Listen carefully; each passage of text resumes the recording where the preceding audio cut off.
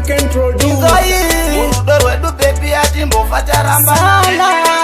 Ali Muhammad Sala baby tinodanana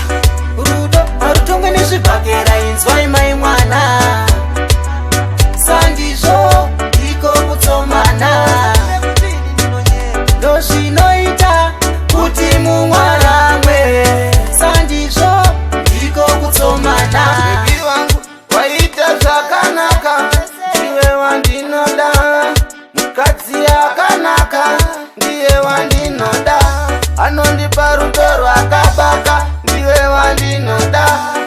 moyo wangu haunadaka naye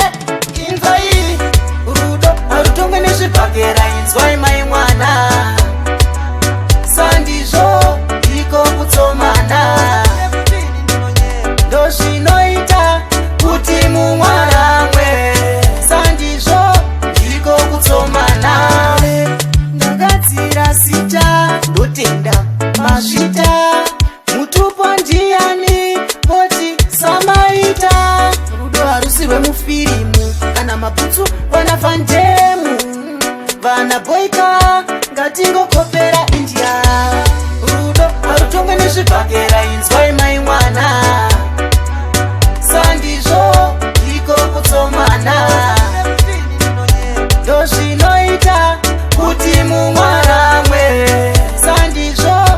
iko kutsomana baby wangu waita zvakanaka ndiwe wandinoda mukadzi yakanaka ndiye wandinoda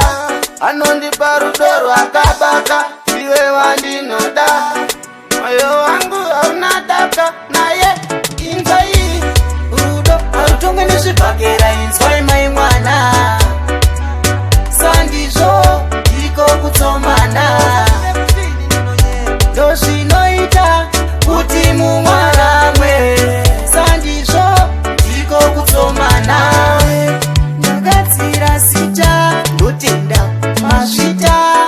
mutupo ndiani moti samaita rudo harusi rwemufirimu kana maputsu vana fandemu vana boika ngatingokopera India rudo harutongwe nezvibhakera inzwai mai mwana Sandizvo iko kutsomana ndozvinoita kuti mumwaramwe Sandizvo iko kutsomana baby wangu waita zvakanaka ndiwe wandinoda mukadzi yakanaka ndiye wandinoda